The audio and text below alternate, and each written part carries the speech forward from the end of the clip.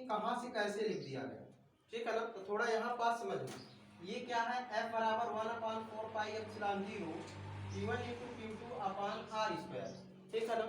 हम इसको इधर बचाएंगे, इसको इधर लाएंगे तो क्या हो जाएगा, f गुणे आर स्क्वायर बटे Q1 इंटू Q2 बराबर 1/4 पाई एप्सिलॉन 0 हो जाएगा।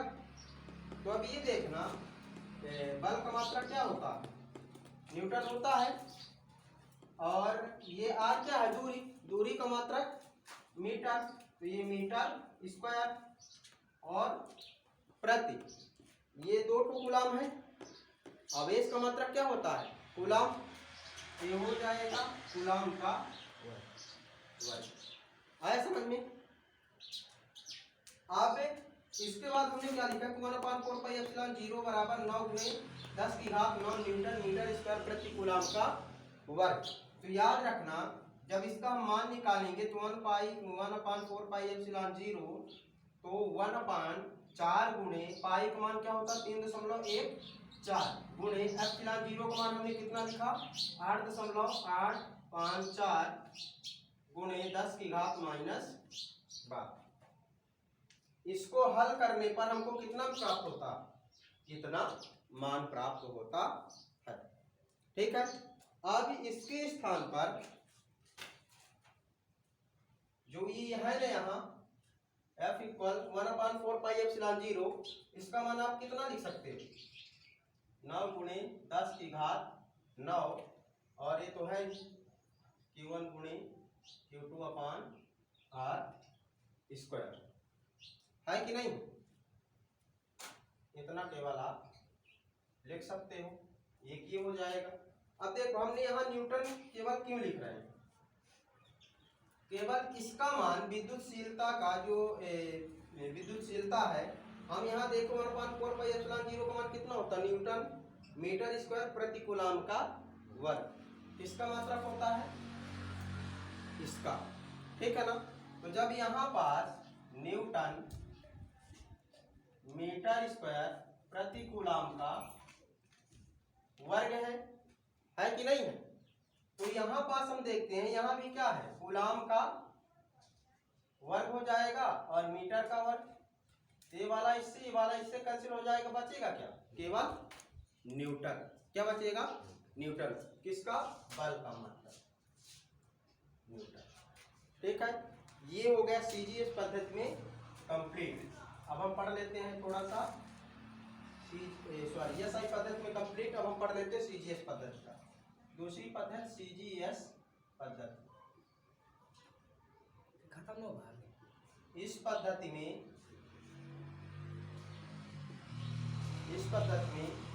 ए का मान एक होता है।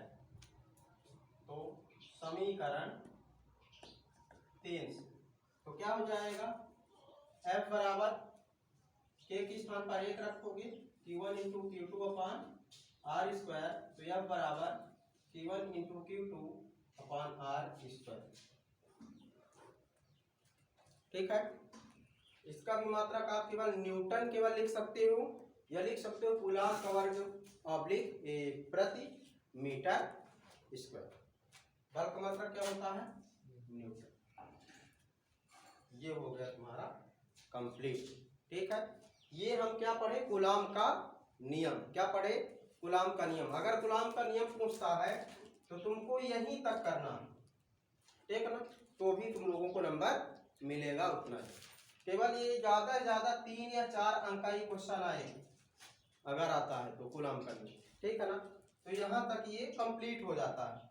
इसके आगे हम इसका मान रख देते हैं बस, तो यहाँ तक भी लिख सकते हो, कोई दिक्कत नहीं, ठीक है ना। हमने यहाँ बता दिया बल का मात्रक क्या होता है, न्यूटन। ये यहाँ से ही कूलाम का नियम कंप्लीट होता है।